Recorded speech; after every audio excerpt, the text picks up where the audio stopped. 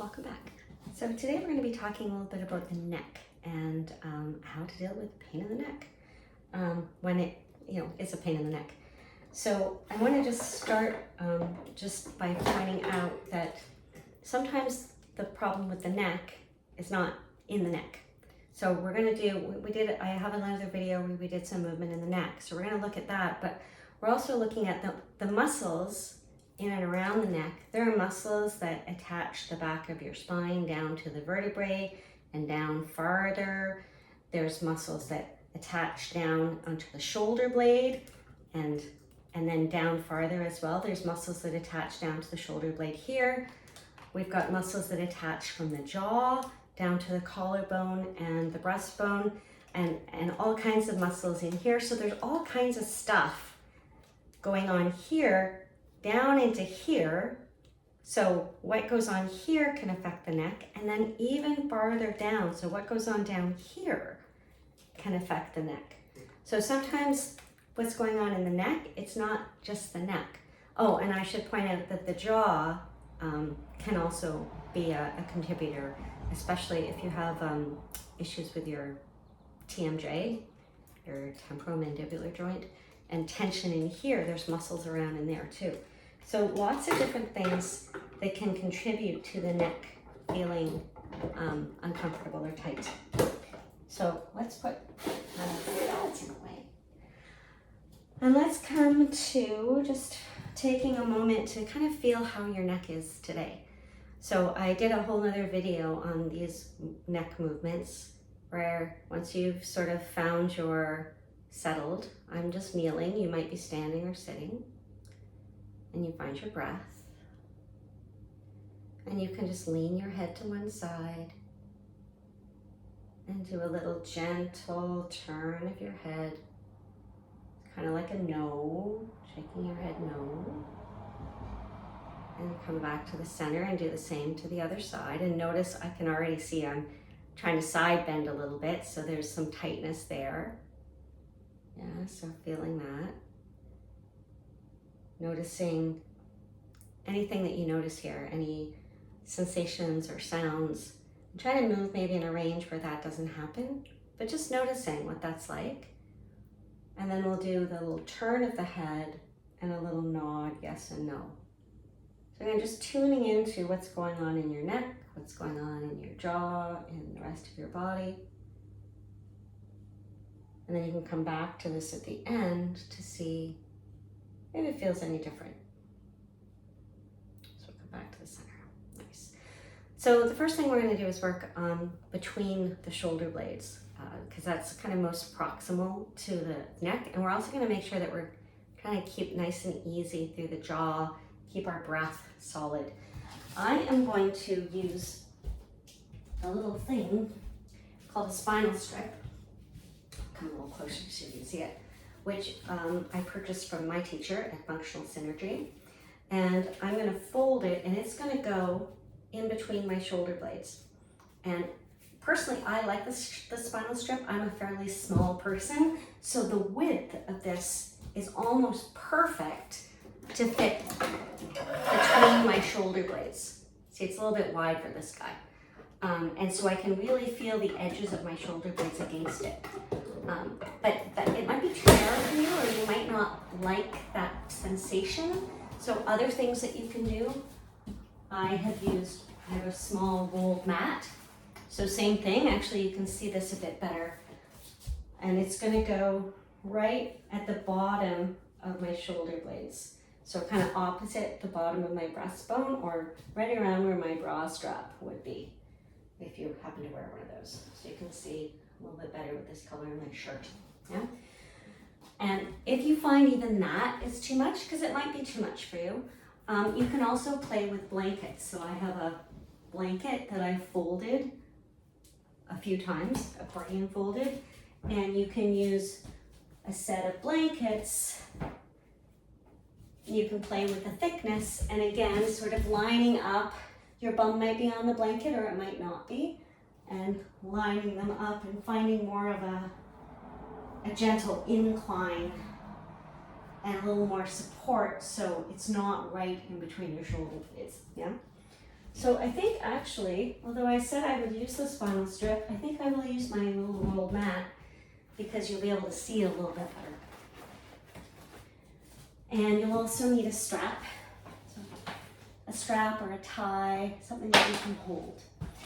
All right, so I'm going to take that mat, and like I said, it's going right just at the base of my shoulder blades here as I lie down. And you might have to adjust a little bit, and then your arms can come anywhere it's comfortable. And you'll just take a moment to settle and find your breath, and just feel the sensation of whatever it is that's under your back and under your pelvis. And you can notice, you might notice there's a sensation here, certainly for me, of opening up this way. And again, that might feel great, and it might not feel so great. If it doesn't feel so great, then I would suggest experimenting with folded blankets so that you have a little wider base of support and there's less opening here. You can also bring something underneath your arms, additional blankets or pillows, so that your arms aren't so far back of your shoulders, yeah? While you're resting. So once you have that breath nice and easy, we're going to work a little bit with the shoulder blades. So we're going to take the strap, and I'm just going to double it up so I don't have like long ends. And holding it shoulder distance apart. So I'm going to come up for a minute. So shoulder distance, so not super wide. I mean, you can adjust, right? If shoulder distance is not comfortable for you, you can play around. But my arms are mostly straight, and I have a little bit of tension on the strap to just to actually support my arms a little bit. And now I can feel my shoulder blades settle around the mat. And I'm going to slide the shoulder blades away from the mat and then allow them to settle back down. And what's that doing? It's moving my shoulder blades around my body, taking the arms up towards the sky. And moving in a range where there's no pain, strain, clicking, clacking, clunking, weird noises. You have a nice, easy breath. Yeah. And then notice what's going on here. So sometimes I notice that my one shoulder blade doesn't like to settle. It's always sort of half alert, if you will. So I try to move in a range where it can just really settle. So a few of those. And then we'll let the shoulder blades really settle. And we'll start to move the arms again, so kind of up towards the head and back, but again, moving in a range where the shoulder blades are easy, the arms move smoothly, there's no sort of one arm leading, it's not jerky, there's no weird sensations or sounds. And the farthest you would go would be by your ears. Now I can already feel that's a bit far for me today, and you can hear it in my voice, it got all tight. So I'm going to bring it back up. And I'm just going to move here, and I'm really paying attention to, am I lifting my shoulder or sliding the shoulder blade away? There will be some movement in the shoulder blade to let my arms come a little farther. And you can notice too if there's anything going on in the back or the ribs. We want those to just stay quiet. So just moving in a range where that can all just be quiet.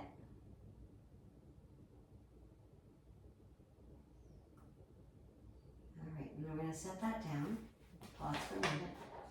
Now I'm going to be on this little rolled mat for a few minutes, so you may find that at any point, you've had enough of the rolled mat and you can take it out. Okay, I'm using it to give a little bit extra feedback to my shoulder blades, but if it's too much, just take it out. We're going to take the arms wide and bring the fingers together. Like we've got our arms around something large. Shoulder blades are settled. And we're just going to imagine we're drawing a string wide and come on back together. So same deal, where it's smooth, it's easy, your breath is easy. And just notice if there's anything anything funky.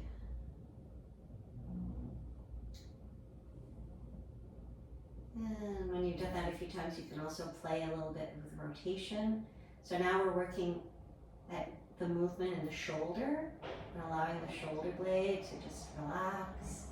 And you can also play a little bit with the movement of the arm bone here. Then we're going to let that go. We're going to let the shoulder blades be for a moment. And let the shoulders just stay heavy. We're going to come into a little bit of a twist. So moving down now to the pelvis, or the relationship of the rib cage to the pelvis. And we're going to allow the legs to go and the pelvis to follow, but only as far as the shoulders still are staying steady. So if I could keep going, then you can see that my shoulder starts to lift and I roll off my mat.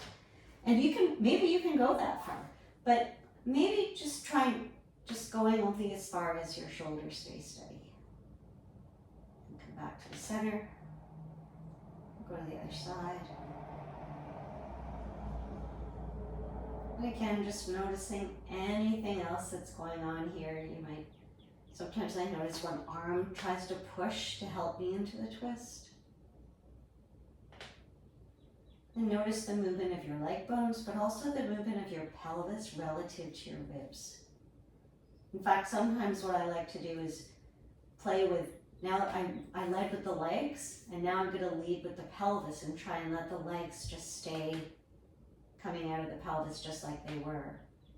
And notice how that might be different.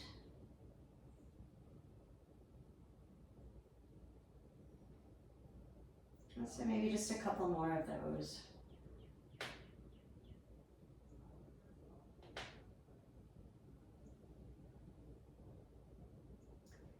And we'll come back to neutral. And then if you are still on your prop, let's take it out. And let's just come back onto our backs, onto the ground, and just notice what you notice having come back to the ground. Notice the feeling in your shoulders and back. Maybe take your neck a little, turn your head side to side, just notice how that's feeling. And come on back. And then we'll do one more thing. We'll look at the legs in the pelvis. So we did the arms, we did the shoulder blades on the rib cage. We did the arms in the shoulder socket. We've done the rib cage and the pelvis. We're going to look at the legs and the pelvis now. And you might think, what does that have to do with my neck? Well, interestingly, sometimes when there's some limitations down here, we are sometimes using our jaw, bracing our jaw, or tensing, or our body might be trying to help in some way. So that can be kind of illuminating as well. So take the strap and bring it around the base of your foot. Pick a foot, and then bring the foot back. And just really easy, start to bring that leg up, set it back down. So I'm not pulling with my arms, I'm just using my arms to give my leg a little bit of support as I move it in the hip socket, and noticing if there's any gripping going on, and how well is that leg moving in the socket. Yeah? And then we're going to pause, and you can bring your leg a little more straight if you like, or you can keep it bent. We're just going to rotate that leg bone. So I'm not moving my leg side to side, I'm rotating it around its axis. And again, just notice your breath, your jaw, your neck, and feel that movement of the leg bone. And again, like everything else, just moving in a range where there's no pain, there's no clunking, there's no resistance, there's no need, we're not trying to push as far as we can. I usually find I get to a point and it feels like if I push further, it's like I'm pushing through mud. And so I just stop when I get to the pushing through mud point. We'll set that back down. Whoops, can't get it off. And just take a moment to compare your left leg and your right leg, left hip, left side, right side. And we're going to repeat on the second side. So playing with that leg bone, coming up and down.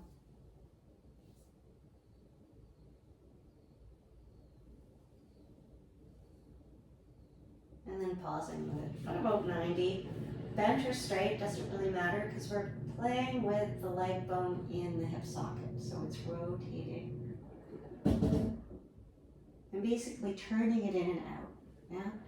Sometimes I think of it like a periscope, you know, where the foot is the thing looking out of the submarine.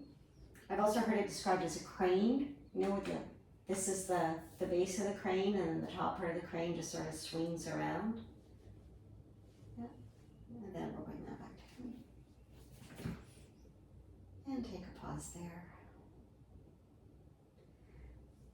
And roll over, and there are definitely other movements that we could do. In fact, I'll probably make another video with a sunrise sunset, which is another great movement for the hips, shoulders, shoulder blades.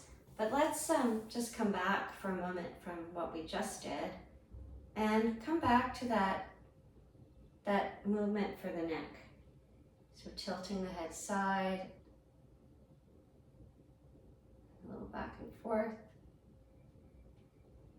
and coming back to the second side.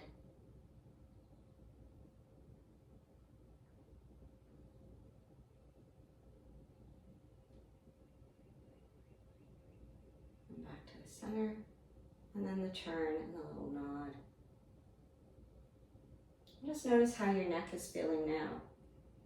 If there's any difference in the quality of the movement or in the range of the movement, or just really overall in how you feel. And come back to the center. And just take a moment to come back to your breath. Notice how you're feeling. And I forgot, I did mean for us to have a side bend, so let's take a little side bend. We'll just take the hand out to the side. So we're making that C shape. And if you like to bring the other arm up, you can. Sometimes I like to just bring it to the side of my head, or reach it up. You can reach it over and come on back up. And we'll take it to the other side. If you want to add the arm again, whatever makes sense. Come on back down. Good, and then again, just taking a moment to check in with your body, your breath, your neck, your jaw, and just notice the effects of your practice. So, I hope that taught you a few things, or you realized a few changes from that, and have fun exploring. Bye.